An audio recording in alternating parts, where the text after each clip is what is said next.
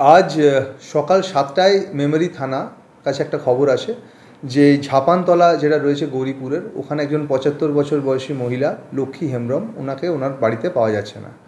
তো এই খবর পাওয়ার পর পুলিশ সঙ্গে সঙ্গে ওখানে যায়, ওসি মেমারি নিজে পার্সোনালি যায় এবং খোঁজার পর ওর বাড়ির পাশের একটা পুকুর থেকে আমরা ওনার ডেড বডি আমরা রিকভার করি এবং সেখানে দেখা যায় ওনার নেকের মধ্যে আমরা কিছু উন্ডের দাগ, কিছু স্ট্যাবিংয়ের আমরা কিছু ইনজুরি মার্কস আমরা দেখতে পাই। তো তারপর তদন্তে নামার পর আমরা বিভিন্নভাবে ওখানকার লোকজনকে জিজ্ঞাসাবাদ করি, আমাদের বিভিন্ন যারা ফিজিক্যাল সোর্স আছে, টেকনিক্যাল ইনপুটস আছে, সেগুলোকে আমরা কাজে লাগাই এবং তারপর আমরা জানতে পারি যে ওনার একটা যিনি আগের প্রতিবেশী ছিল সুজন হাঁসদা আলিয়াস বিমল হাঁসদা, 32 বছর বয়স।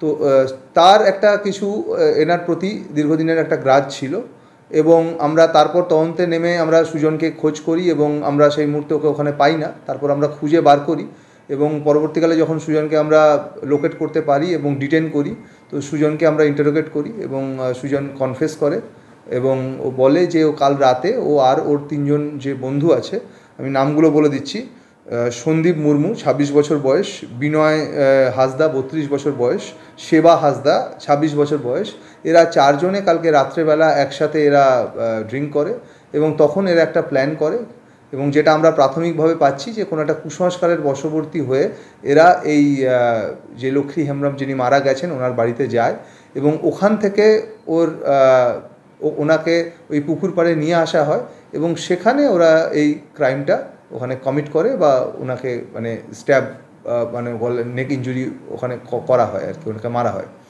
তারপরে ওরা ওইখানে ওই যেটা মৃতদেহ ছিল সেটাকে ওখানেরই জঙ্গলের মধ্যে ওরা লুকিয়ে রাখে এবং ওখান থেকে ডিসপার্স হয়ে যায় এবং আজ সকাল থেকে এদের মধ্যে যারা সুজন এবং সন্দীপ আছে এরা ওই গ্রাম থেকে ওরা মিসিং ছিল, ওরা কোনোভাবেই আর ফেরত আসছিল না এবং আমরা যখন এই আমাদের তদন্ত চালাই সেই সময় বিভিন্ন জিজ্ঞাসাবাদের মাধ্যমে আমরা এদের এই ইনভলভমেন্টটাকে পাই এবং যেহেতু পরবর্তীকালে কনফেস করে তো আমরা ওদের ডিটেন করেছি, আরও ইন্টারোগেট চলছে, আরও ভালো করে মোটিভ কী আছে এটা আমরা আরও তদন্তের পর জানতে পারবো।